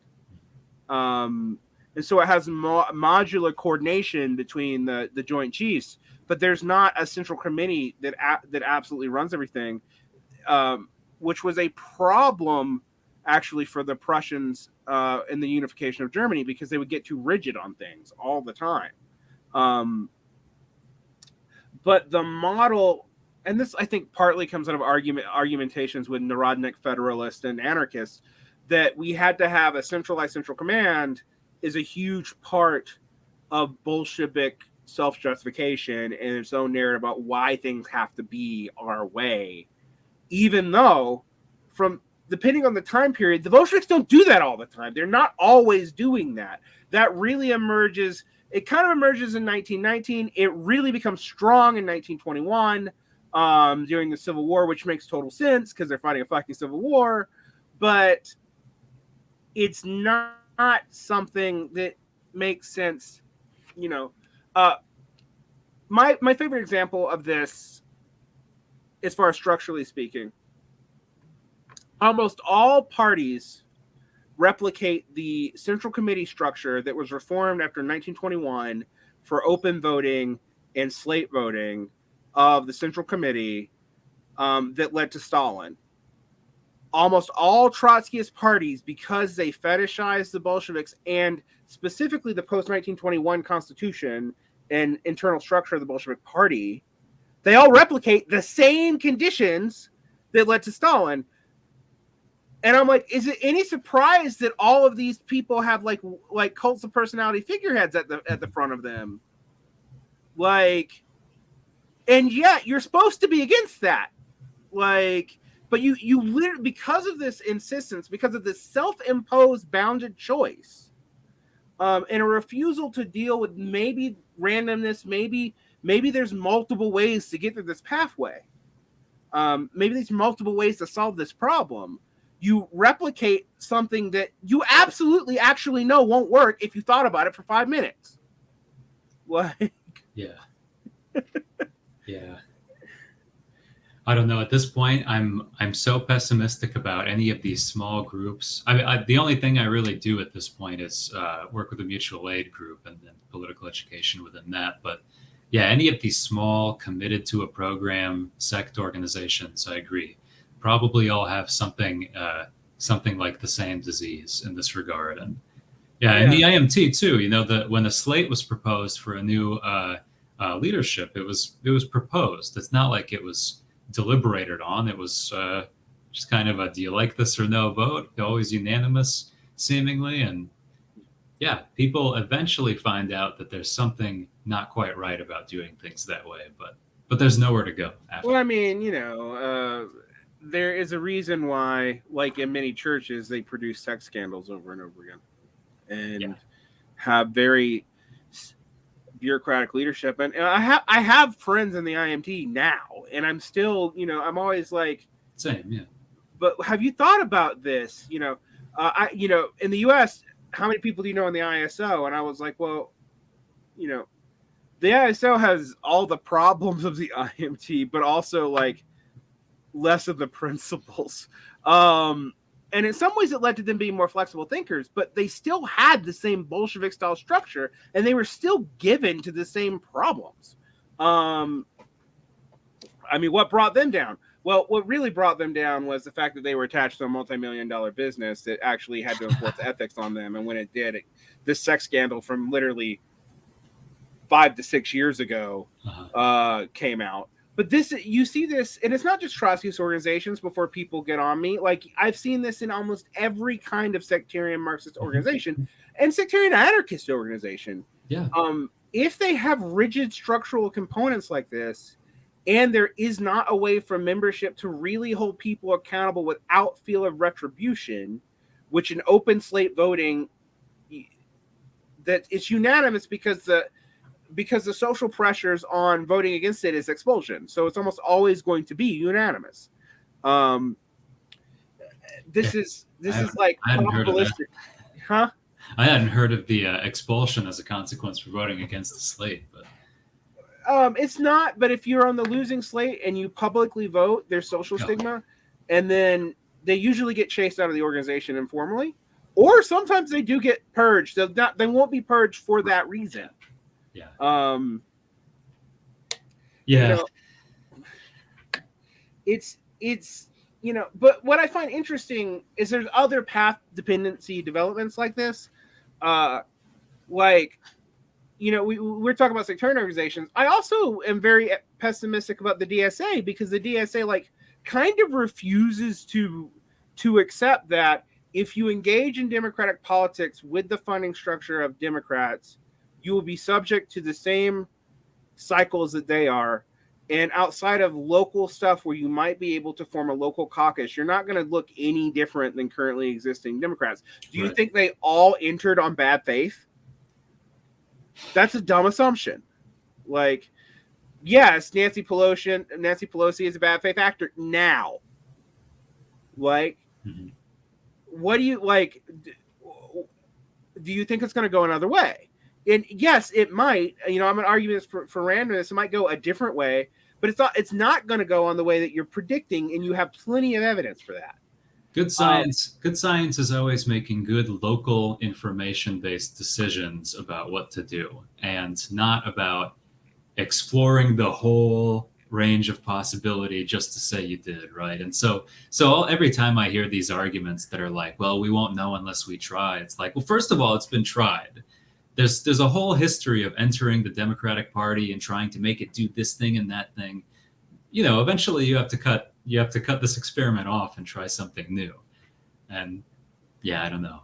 There's a certain category of argument on behalf of this that I think is more opportunistic than people who just say, look, I think this is the conservative route, and therefore safe, and so let's try working with the Democrats or something like that. No, well, it's time to prune that tree, in my opinion. I'm beyond the pruning of the tree. I've sort of been horrified by the repopularization of socialism equaling up. Well, let's do the 90s progressive caucus thing again. That's really what we've done. We just rebranded it as socialism, which it's not even like 1960s shitty social democracy. Like, so, the difference between Bernie Sanders and Dennis Kucinich is a little bit of column A popularity and a lot of, and this is also a kind of backwards thinking that we see on the left, is they deduce causes unilaterally and reductively, but also stupidly. So, for example, I've been told over and over and over again that Bernie's the reason why we have labor activism. Christ. And that's why he built the workers. And I'm like, one, no, labor re-agitation and the turnaround of the labor movement, which, by the way, stopped during COVID, was reversed entirely, and what you're calling a rebirth of labor is not at all. It's actually just trying to get back what was lost during COVID, which we haven't even achieved yet. And mostly it's in sectors that just haven't been unionized before, which is like, boutique non-franchise thing, commercial retail and certain Amazon sites. And this is good. I do think it's good for labor movement to happen. Obviously capitalists are scared of it. This is not me shitting on that, but when I hear this as a rebirth of labor, I'm often just laughing because I'm like, we started seeing the rebirth of the labor movement kind of in the United States, not during the Bernie Sanders campaign, but right before Occupy Wall Street happened. And it built very slowly because it would. And you saw about a 1% to 2% increase, all right, which is very modest, but it's more than we've seen since the fucking 60s, all right? And we lost it all during COVID. All those gains were lost. They weren't lost equally. What has happened is there's been divisions in teachers' unions that have really been a problem for organizing, and they're very different regionally. They can't all be blamed on COVID, but they've kind of seen a COVID shock. And the other thing, and it's led to people feeling like they don't need to fight for better conditions or wages in the field in certain places. And again, it's dangerous to overgeneralize this. There are still pretty strong labor fights going on in like Chicago and the industrial Midwest, but in a lot of places we've just the labor force has basically decided it's fucking not worth it. Like, I don't want to fight for this job. This job sucks. Mm-hmm. In the case of the little bit of private sector industrial unionization that still existed, it was wiped out and pushed back during COVID, except for very specific areas. When I say wiped out, it was already basically wiped out, but it went from 7% to 6% or something, and 11% of the population to 10%. But that was enough to undo the gains of the past 10 years. Okay. But notice I said the gains of the past 10 years. Bernie Sanders is part of that feedback loop. He's part of the momentum. I'm not denying that. But he's not causal. It began before Occupy. They're all systemic things that emerge because of the same set of complex social trends. Quit making up just so stories to sell Jacobin articles. And learn some fucking science. Because any social scientist any social science who is interested in being serious and not interested in getting published in Psychology Today would not be making such reductive claims because they would know the complexity of what they're dealing with. The mathematical complexity of a social system is almost fucking infinite. Yeah. And it may also be a reason why you're never going to get the right combination of variables to give an adequate explanation, but you Right. still have to try to do that. It's going to be any attempt to do that will be more enlightening than reducing everything to a single variable that you can tweet about or whatever. Right, exactly. And there's, yeah, do you know that blog Cold and Dark Stars? So, okay, Yeah, you're gonna trip about this. I can't tell you the name of the Cold Start Gars guy. Yes, I know. Not only do I know that guy, I worked for his dad. Oh shit, that's cool. I worked for his dad in Mexico. He's not from the United States. That's the most. Okay. He lives in the U.S. now. That's all I'm going to give about him because he doesn't want that blog Sure. to like complicate his. Okay. Yeah. He did a show with me years back, and I had to promise not to give his name, and it was very hard for me because I've had dinner at his house when I worked for his dad, so like I know him, and I was like blah. But Okay. yes, he's an interesting guy. Just as a side note, he's gone through many iterations of dealing with the Marxist problem. So at first he was all into Hegel.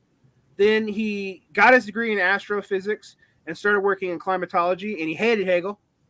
And then he started dealing with systems again and went back to Hegel and found him useful. And went back to Marx and found him useful. So he went through this whole cycle of like coming from Marx and getting into physics, simultaneously having physicists make him doubt the claims of Marx and Hegel because they are rooted in Aristotelian assumptions that are kind of outdated, and people argue that they aren't. No, the logic in Marx is based in Aristotelian logic. He's moving away from that. I mean, one of the most interesting things I find about Marx is the mathematical manuscripts, not because they make sense, they don't, but because he realized the problem and started trying to play with math to figure it out, and it was just beyond his capacity. Yeah, I never read those. Yeah, they're bad. But basically he realizes you need something like statistics and statistics that's informed by calculus to do what he's talking about. Mm-hmm. So you start adding in time as a factor into all your equations, which calculus kind of does. Yeah, stochastic differential equations, I guess. Right. These days. But he tries to do it with a basic self-taught understanding of linear algebra. And like he's teaching it to himself. So as him. Math, they're terrible, but it's an interesting intuition that he sees the problem. Good for him. I mean, he's setting such a good example doing that, in my opinion. Like, what's stopping anyone from going and like trying to formulate some interesting problem that you discover as far as socialist construction or theory or whatever, in more rigorous terms, accountable to some kind of formal system? Good for him. Yeah, and I think without, of course, overestimating its value to everything. Right. I mean, because again, like the mathematical manuscripts are dog shit, but that's how science works. We produce a lot of great intuitions produce dog shit. Like it's fine. Yeah. Like right. This is one thing I hate about capitalist science and grants is like we kind of punish dog shit way more punitively than we should. Yeah. In ways that leads to the replication crisis in social science and in psychology in general. And it's funny because I feel like, okay, there's the IDW world where they kind of take advantage of like the reputation crisis and stuff like that on that section. And you have people start off talking about science and they become like conspiracy loons. But then there's also the fact that I don't hear this talked about that much on the left. And I'm like, we should be talking about the problems of psychology pretty seriously and on some psychological modeling. Like, and what you guys want to talk about is Freudianism, which I don't hate Freudianism, but it is not scientific. It is a thick description that eludes science. And a lot of it has a lot of assumptions that I don't think are valid. But there are interesting things that come out of it. It is useful and productive to science. I remember when Massimo Pegliucci, before he became a Stoic, was writing more about these things, and he was talking about needing a category for things that were productive to science but weren't science but tried to be science, that other than pseudoscience. Yeah. Like, and I was like, well, Lakatosh has a way to deal with that. It's a failed research program, or a research program that has removed itself from science because of some fundamental thick description commitment or something. Yeah. Yeah. My understanding of him has always been you can basically have a crystal ball if you want, as long as you're putting forward novel hypotheses and occasionally confirming them. You have every right to, be as weird as you want to be. Lakatoshian notions of scientific justification make the most sense for me, but they also lead to counterintuitive stuff like, well, the problem with pseudoscience is not that it's pseudoscience, it's that people continue to hold on to it after the evidence, doesn't just lead to non-conformability, but it actually leads to the degrading of categories. So that's like how you can tell when a research program has gone wrong, is no one agrees on what the words mean. So you can't check it even against its own primary coherent principles. And Feyerabend's, that whole rebuttal about how are you going to put a date and time on when you need to cut the cord still applies here, I think, right? I mean, not saying you have to buy into it, but yeah. Well, I mean, in a Lakatoshian framework, you can revive a dead research program if you can get the definitions coherent again, and the operant conditions become like he talks about this. Like, he sees Marxism as a degenerated research program that can no longer be called a science, but he says that there could be a Marxism that emerges that would have scientific criteria, and and this was a guy. What I love about Lakatosh is he studied under Karl Popper, but people also forget he didn't just study under Lukács. He was an active revolutionary in the Hungarian Revolution. I got pretty cynical about it, but he got punished for some shit stupidly, frankly. And so I remember reading somewhere too, this is insane, and it could be false. I hope it's not false. I remember reading somewhere Popper actually is the one who translated Lenin's Imperiomonism book into German, right? Yep, I believe so. That whole tradition is, it's weird how everyone's connected there. Well, I mean, like, Red Vienna is an interesting thing. I mean, like, so you have the Popperians who go right, who want to reject Marxism, Platonism, for a lot of ridiculous stuff. But then you have people like Otto Neurath and Rudolf Carnap who never give it up. They never renounce socialism. They see their project as fundamentally a socialist project. The fact, even though the official Marxists all hate their guts, the unofficial Hegelian opposition to them all hate their guts. And what's interesting is they're interested in fighting the same thing the Frankfurt School is interested in fighting. Their notions of verifiability and then falsifiability and then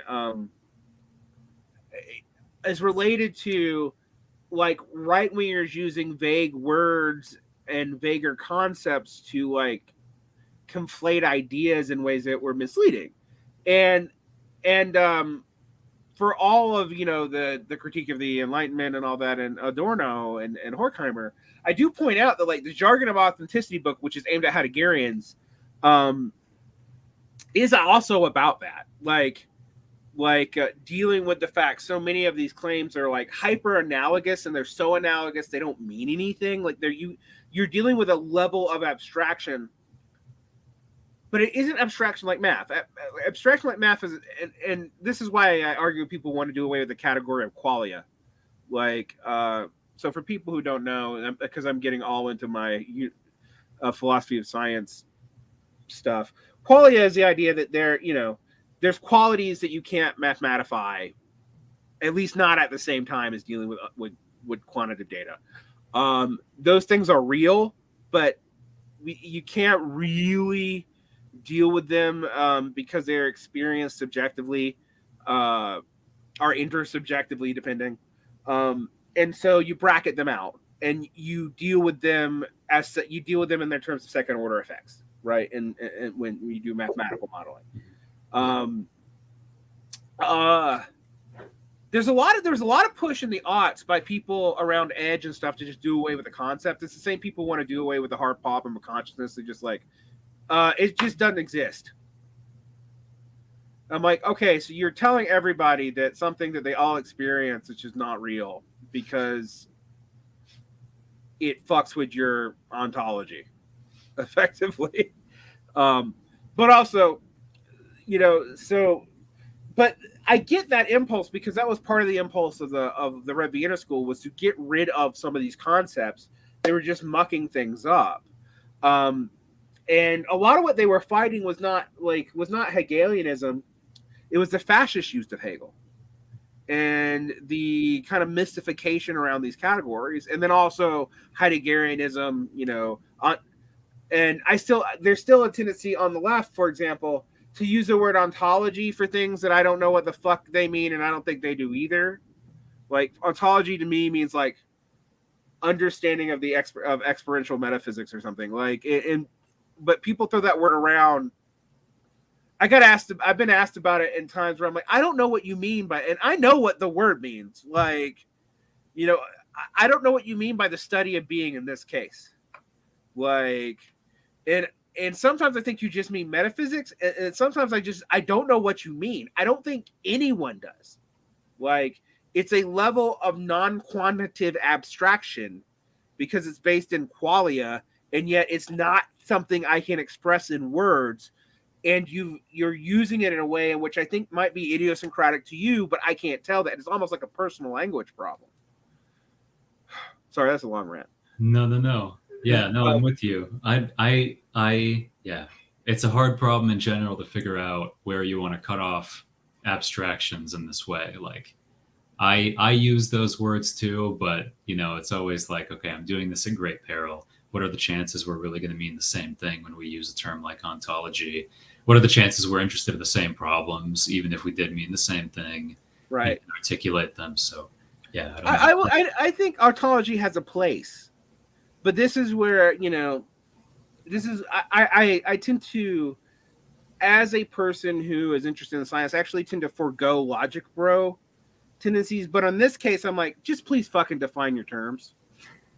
Like, I realize in dialectics there's an emergent category and we don't define our terms, and that goes back to before Hegel. That goes all the way back to Plato, and actually it's also true in non-Western traditions. It's true in Buddhist logic and Amidharma, where you debate until you get to the definition of the concept. But the point is, eventually you get to a definition, or you say it can't be done. Like, that's the point of a dialectical exchange. What Hegelian dialectics does is kind of put that in history. It's not just a debate anymore. It's something that emerges from the idea in Hegel, from the material reproduction of society in Marx. Yeah, it helps that his aim was to affirm the existing society rather than critique it. It's a lot easier, yeah. When you're just like, the perfect society is the capitalist Prussian constitutional monarchy that I happen to live in. And there's also a sense, when I'm talking about all this, where I get really mad at humanists because the humanists are attractive to novel claims, but they're like, where I'm also, when I get talked about like the radical liberatory nature of parts of Carl Schmitt, and I'm like, no, it's probably best to trust that he was a fascist and he meant what he said. I don't know anything about that guy. I've heard that name in reference to, somewhere in the domain of the left, but I don't know anything about him. He's a fascist jurist who was rehabilitated largely by Agamben because he talks about things like friend-enemy distinction, political theology, gotcha. Theological substrates, and leftists like to. He does things. He does some interesting things like argue with Kant in interesting ways, but he's a fascist jurist. Like, he's a fascist legal thinker, and an interesting one because he's not purely a racialist, even though he hates Jews. He's like more like Heidegger, and then he's a culturalist, or in his case, a religiousist. And he thinks that basically the political culture of law is about the sovereign exception that's based on God. And what leftists do is all the God stuff, and this happens with Hegel too, actually. so that they don't have to deal with it, they just strip it out. They ignore it, and they ignore the plain reading of the text. Guilty. Yeah, and I often I'm like, this is structurally interesting, and like I think there's awesome shit that comes out of Hegel. I mean, literally, I think the stuff that seems anti-Hegelian, like logical positivism, is not possible without Hegel, and they know that. Like, what I find incredibly frustrating about all that is that it leads to not being able to deal with what the distinctions were between people and the actual time in which they were living, and why. Like, I always talk about one of the problems in Marx is like Marx just assumes a theory of mind, and he doesn't really state it anywhere. And it is based on like species being as emergent and social constraints, and I think all that's true. But like the actual mechanisms for that are like, well, we have to reproduce ourselves, it mirrors, and I'm like, okay. And that's somewhat defensible when you are literally contemporaneous to Darwin and the beginnings of imperial anthropology. It's not as defensible now to ignore psychological research and the problems with it. Yeah. It's yeah, to that end, I really like that other podcast, Fight Like an Animal. Interesting. Arnold's been on my show. Oh, cool. Okay, yeah, I think I listened to that episode actually. Yeah, I like that stuff a lot. I mean, it's not a usual route that leftists take to want to again reclaim a whole family of methods from the right regarding what are the determinations of our action and thought in terms of our biology and things like that. Like I don't know. We cede all this ground, or the left cedes all this ground. The left, whatever. Leftists sometimes cede all this ground to the right for no discernible reason. Both science and all of these, logic and math. Yeah. I'm like, that's the irony. Is like we want to defend science in some ways, but how many leftists do it? When I listen to like broader leftists, and here I'm not talking about Marxist. I listen to like their approach to science because it seems apolitical is like it's inherently fascist or something, and that is crazy to me. I'm just like for example, biology, and what I've literally had people when I start talking about stuff like aggression markers on DNA, which exist, right? But there's environmental triggers, and those triggers actually radically change how those genes might or those, they're not even genes, how those like gene manifestations might manifest. Mm-hmm. And like sometimes the aggression trigger shows up in certain people, and if they never experience trauma, for example, the research indicates that they're actually less violent than the general population.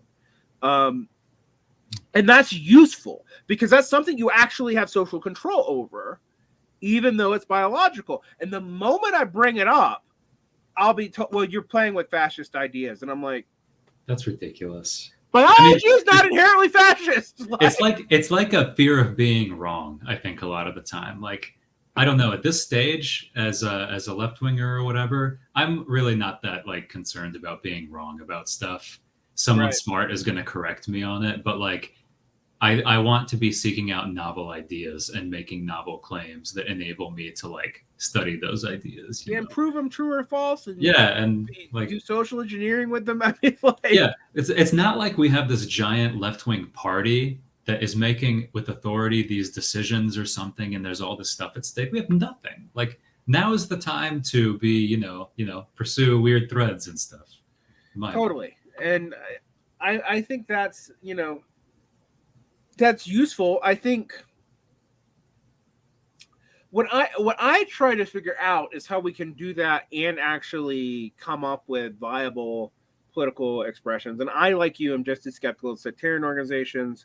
I've been in a couple. They all ended up being unsatisfactory, or they just died. They were very, like, I remember just So I took this crazy research project upon myself, which I really wish I turned into a book now, where I read through like 100 of the English language versions of the political programs of Marxist and socialist groups, and their frameworks for them. Because I'm not like, I believe in political unity, but I think most people come with not political unity, programmatic unity. But most people come with a program pre-existing, as if it's some eternal, or to use Bourdieu's terminology, invariant thing. And I'm like, that's nuts. The program has to emerge from the people who produce the program organically. What's the framework for that to happen? And when I tried to do that in and it was a small political organization, and we tried to make it more democratically accountable, we were immediately accused of wreckers, of being wreckers, like immediately. Was it within a broader group, or was it a standalone? It was a standalone group. A standalone group that was considering entering into a broader group, because it did not claim to be a party. You know, it knew it was a sect. It was that aware. You know, it thought of itself as a tendency. It was not this one was not a Trotskyist one. This one was a Marxist center, and it was a weird Marxist center, because part of it was based on neo-Kautskyism, and part of it was based on Hal Draperism, and they were kind of squished together. Okay. Just because they use the same words, but people didn't really realize they weren't the same concepts. And so it had the same problems, though, because basically everyone in it acted like Trotskyists ultimately, and are whatever, you Marxist, Leninist, or whatever. And we didn't have the sex scandals. It just dissolved. Like, it was not a functional organization. The moment you tried to like deal with things like, and it was an organization that ostensibly believed in, for example, holding internal bureaucrats accountable. But when you tried to come up with new ways to do that, are even ways that are based off of historical socialist parties, but weren't what they assumed was the pre-existing answer, it immediately dissolved in its own internal contradictions, which was a learning experience. It was not a useless experience. You know, some people I was around were more bothered by it and kind of traumatized it than me, but you know, I found that an interesting example of the problem.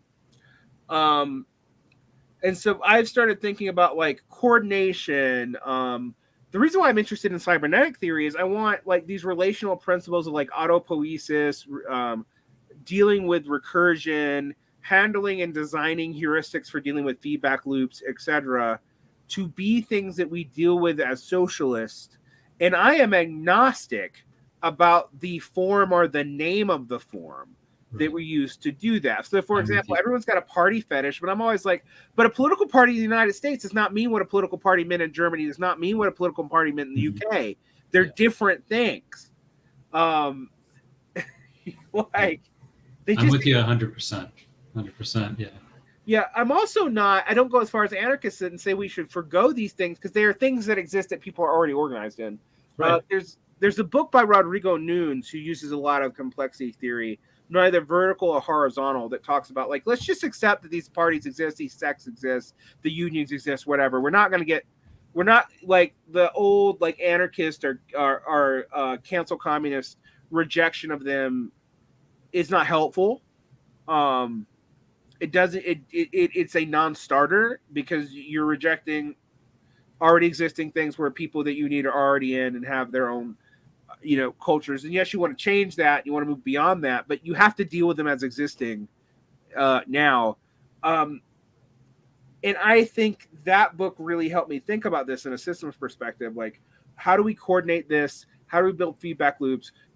How do we have an organic program that can change with the needs of the people who are implementing the program, which is what Marx kind of is hitting at. This is why, like, he talks about the minimum versus maximum program, and you never state the maximum program because you don't know the conditions of communism until you start to build them. So you can see certain things, you scale them out in the critique of the Eartha program, but you can't really see clear delineated stages. You just have this orientational principle from each of their own ability to each of their own needs that you're aiming to build towards. And you know you're not going to completely abolish the current society in doing so, but eventually you probably will, right?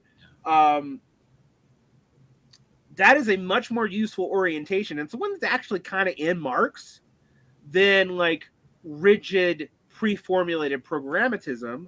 And that's why I think complexity theory, cybernetics, things that are analogous to math, things that actually use computing, that, you know, I mean, you know, I'm not against the humanities. Like I said, I'm a fucking poet. Like, I'm obviously not against humanities, but like, I'm at the point now where I'm like, we are losing. It is time to throw everything against the wall. Yeah. Like, quit pretending like you understand what's going on. Like, because I don't. Like, you know. Yeah. Yeah. You know, my first assumption right now is learn from the past, use it, question your intentions, but you don't know shit. Like, as far as like what the future holds, every prediction needs to be provisional. You need the whole people. One thing I will say about the left that I find immensely frustrating, and you know, this is, we punish people for being wrong, and yet we also don't. So what do I mean by that? We punish people for having the wrong line or being unproductive, and yet we don't hold theorists that we are pundits or whoever who are consistently wrong accountable for being consistently wrong, because we have like psychological identifications with them or some theoretical identification with them. I'm on the great war against people like telling me that Yanis Varoufakis has the answer to my problems, because I'm like, well, no, they didn't do his plan, but he's failed as an actual politician multiple times, and he's made many predictions that were wrong, and you guys just ignore it. Like, Yeah. On some level, you know, if you're interested in a theorist, you have to be interested in like what is missing that caused this shortcoming. You're always allowed to have your own version of a right. theorist that where you know you account for their mistakes in the way that they didn't have time to or something, right? That's Right. Like, that's your responsibility as someone on the left who claims to care about things, to know things so well and so intimately that you become capable of filling in other people's, you know, right. blind spots. And then you don't have to worry about throwing in your lot wholesale with any one particular theorist at any given time. You're a flexible enough individual that you can go and reason about problems on your own. That's the goal, seems to me. Right, but that's not the way we work. Like, it is not just the Trotskyist organizations who do this. I have, you know, a long-standing relationship with the Marxist humanist, and the one thing you can't do as a Marxist humanist is admit that Marx actually changed his mind about anything, because that's too close to authoritarian structuralism, which I also don't agree with. But, you know, and I'm like, no, but he did. Like, in the 1850s, he's an immediate iteration theorist, and he thinks that the capitalist society is about to completely break down. He does not think that by the 1860s. Like, and moreover, if any such admission in any direction is a capitulation to some enemy that you have, who's also on the left, you know, then like you're there's just roadblocks everywhere. There's no way to develop your own theory if you are afraid of your antagonists in this way. This is the problem in the you know group I was in before too. Like, it's impossible to it's structurally forbidden as a member of this group, not legally or whatever, but you know it's effectively forbidden to go in to make any concession to other ideas that would enable you to build up your own ideas better. Yeah, like the anarchist anthropologists are somewhat useful for Marxists, for example, even if I think David Graeber's sort of full of shit at times. Like, yeah, totally. I'm like, yeah, they often make my points better than me. Yeah. Like, you know, even though ultimately I think like Graeber's way too much of, like, he's a voluntarist on a level that is that actually ends up being idealist. And he makes certain, like, why do you compare indigenous people to chimpanzees and whatever, and not to hippies and bikers? And I'm like, well, because hippies and bikers exist in certain social conditions that hunter-gatherers don't exist in. And why do you have a problem with us making comparisons to primates that are as smart as us?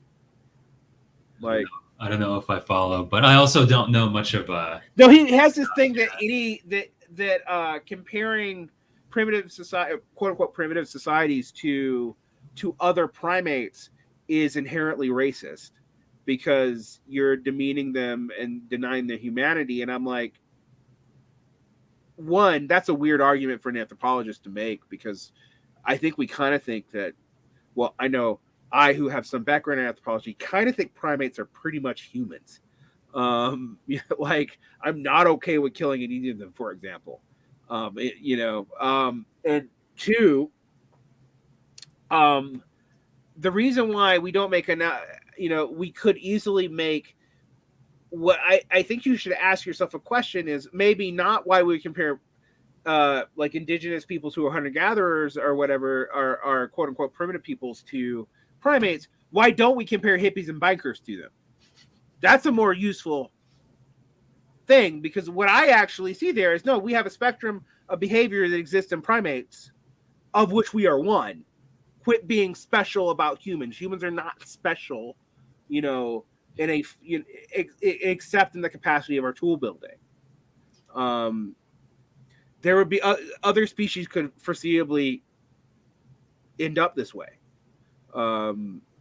pretty easily. I mean, I often wonder what a highly advanced magpie society would be like, or something. Okay, yeah, I'd be interested. Or if, like, someone gave dolphins thumbs and they could really fuck with us. Maybe we'll get to find out someday. Right, exactly. If capitalist science goes on the way it's going, then maybe. Yeah, do you see this? Yeah. It's one of those things where I've told people before, like, I'm not a skeptic of genetically modifying humans. I'm a skeptic of capitalists doing it. Yeah, for sure. Like, although I will admit that it's a complex thing and it might really fuck shit up. Too. I mean, that's always a possibility. There always is a possibility of massive unforeseen consequences. And I guess to bring it back to your specialty, you deal with randomness. Massive unforeseen consequences is sort of something that you deal with.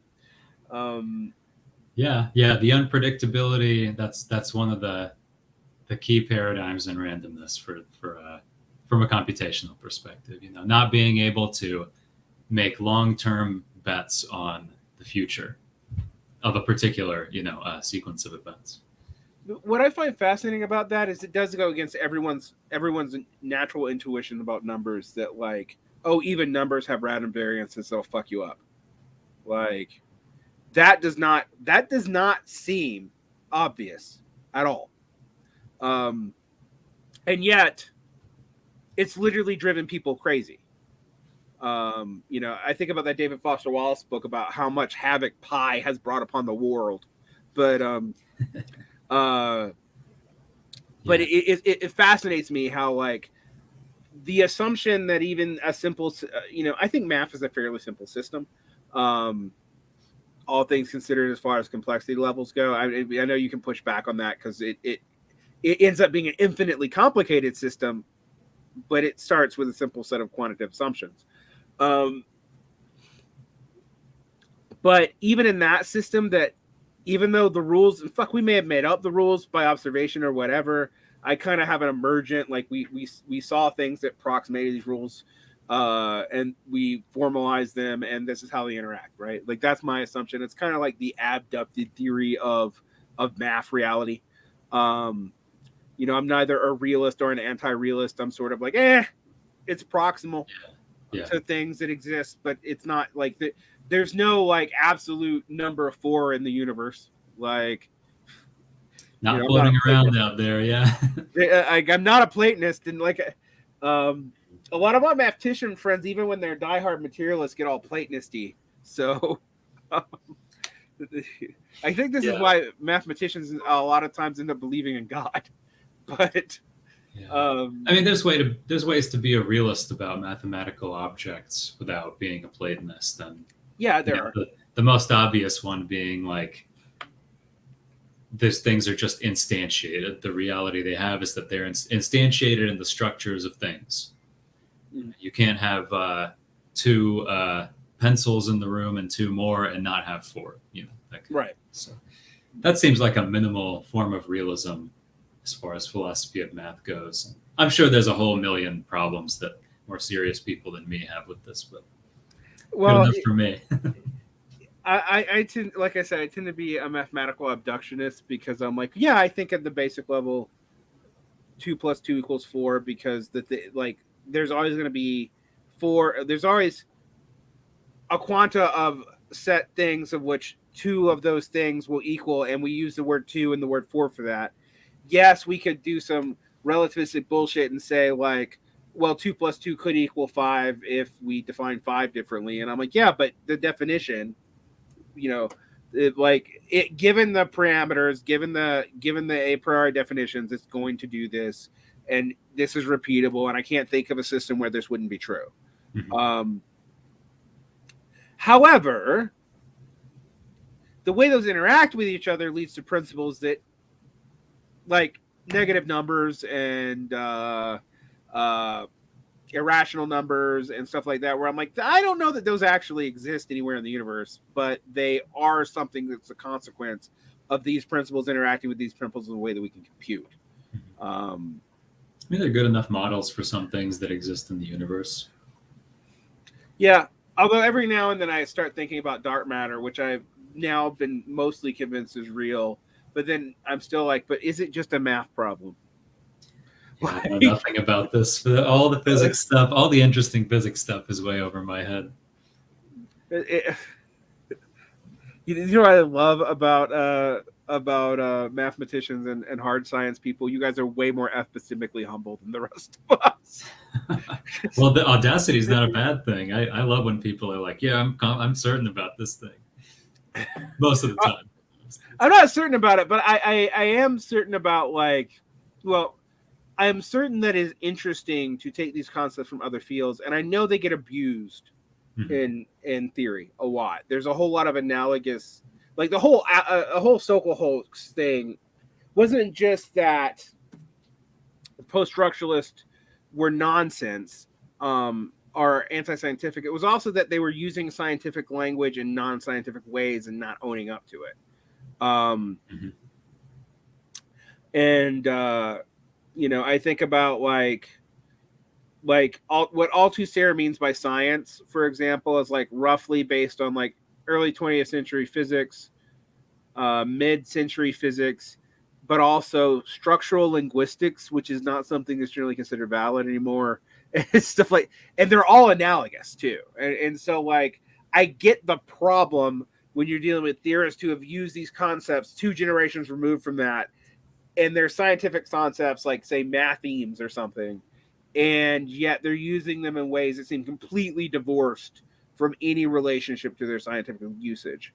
But I also think you're right about Furriban, and sometimes we're too hard on pulling the string on the line on that. And it's not easy. And one of the funniest things about like the Sokol's book is like, I remember reading that book, and like Sokol's definition of science was like what, codified common sense or something, or systematized common sense. And I'm like, because he realizes as a physicist that there's not been a good answer to the philosophy of science, the demarcation problem. But his answer is like, to me, bullshit. I'm like, there is nothing commonsensical about a lot of science. Like, absolutely nothing. Yeah.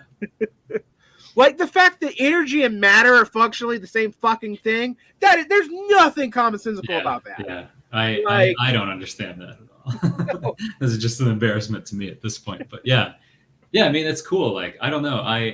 As someone, I've never taken a physics class, not even like at the high school level. I mean, I have like a folk knowledge of why gravity works and things like that, and somehow it gets me through my life. But it also means anytime I learn some little thing, it's like extremely exciting, and I want to latch onto it really bad. So it's nice that you can get, you can be at a point where you have this impulse to want to learn about stuff that you don't know anything about. Yeah, talking about pareidolia and stuff again, I remember like at one time as a high school student realizing that planets and atoms had orbital effects and that they moved in centrifugal circles. So then I was like, what if time moves in centrifugal circles? What if everything moves? And I was like, oh God, like, like this impulse is, and it's a cool impulse. It is how we have science. Like this impulse to be like, okay, we have 2 observations. How do they relate? But we're shitty at telling what the useful pattern is, as we started in the beginning, what isn't. And I think that I think my whole point of wanting to talk to you about systems theory, cybernetics, complexity. I know you told me you're not as uh, comfortable with cybernetics and systems theory. I am comfortable with complexity, but not in the mathematical sense, but in the ecological sense, which is related to the mathematical sense, but is not the same thing. Um, and I know a little bit about complexity science and math from and I've read all the popular books from the 80s and 90s, when it moved from chaos theory to complexity theory, and Yeah, which and was mostly branding. But it's also frustrating. I mean, there's probably there's got to be at least 5 different fields called complexity theory that are not about that don't really share the same perspective on stuff. I mean, the only stuff, and I'm not a complexity theorist either. It's just in my neighborhood all the time. right. It's just computational complexity theory. Then there's complex systems theory and dynamical systems and all that stuff. And I find it interesting, but it's hard to get a grip on enough of these things to slam them together into a coherent picture. But like I was saying, it's fine that there isn't one. It's nice that there isn't a unifying thread, and you don't have to worry about watering down some ideas just for the sake of some kind of common rigor, something like that. Yeah, I agree with you on that. And what I love about this problem is I think probably if we were to do the institutional historical origins of these fields, they actually probably were initially related, and or they're convergently related. So Maybe, yeah, to some degree, for sure. Yeah. For example, I am certain that ecological complexity theory has a direct relationship to earlier forms of computational complexity theory. They just took the research program in an entirely different historical direction. And they're, mostly interested in mapping ecology onto human societies. But I do know that they were interested in this 70s computational research. That's where they began. Interesting. Okay. But I'm also guessing that complexity is an idea that shows up in many fields, and its transdisciplinary nature shows up in many fields too. So it's probably been invented convergently with completely different, no, I'll actually say probably overlapping, but some fundamentally different assumptions each time, given the nature of how it emerged, over and over and over again. Mm-hmm.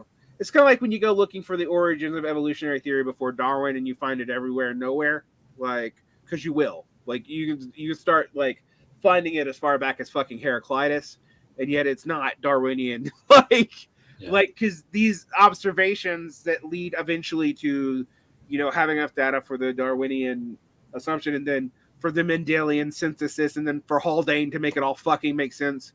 Trying to prove something else. I mean, Haldane was a fucking Soviet spy. He was actually trying to prove Soviet theories of biology, and ends up discovering the double helix and verifying the Mendelian synthesis, which is really funny. But all these things are interesting to me, and I find that we haven't been taught them well, actually, partly because of the Cold War. There is an interaction between communist science and capitalist science, in quotation marks, that is lost. Yeah. We think of the logical, like I brought up the logical empiricists, we think of them as analytic Karl Popper. They're hanging out with the Russell Quark Society, but that's absolutely not their origins. And that's become something people have really started looking into in the last 20 years. The philosopher Liam Kofi Bright in the UK has been big on going back and exploring the ties to other socialist thinkers and all this, and not letting modern stodgy analytic philosophy just write these people's origins out, are treated as an anomaly. And I find that interesting.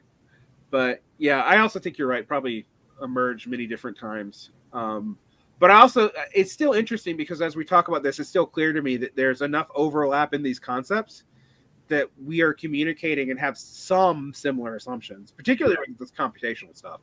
Definitely, yeah. I want to thank you so much for coming on. Thank you. Do you have anything you want to plug? I know you plug Cold Dark Stars. I'm going to also plug that. I go back and read that. That you can kind of get a map of of basically a physicist who was also a Marxist, kind of in his journey for dealing with all these things. And it's kind of like it's documented in short polemics in real time. Like, it's fun to read. Yeah. No, I mean, yeah. Thank you again for having me on here. It's been a good time. It's been great talking to you. I don't know that I have anything to plug. I guess if you're going to read a book, read The Dialectical Biologist. I just think, as far as science and left wing science goes, there's no better starting point. It's not complex system stuff, but it's a good appraisal of like what the value of so-called dialectics is and all this stuff. Yeah, to add to that, as a plug to my listeners, in this part of my exploration of science and complexity and all this, I have a graduate student coming on the show who is, I think, in the way we do intellectual genealogies, 2 steps removed from Feuerbrand, and will be talking about the uses and limitations of the dialectical biologist in actual real-time graduate school research. So awesome. I'm hoping to do more. I kind of secretly wanted to be like the communist podcast that covers philosophy and general humanities. It's always sneaking science in, and not in the Marxism is a science tut way. So people have been exposed to my backdoor agenda now. I like it. All right. Thank you for coming on. And thank you. Have a great evening. Yeah, you too. Take care. I'll see you. Take care. Bye-bye. Bye.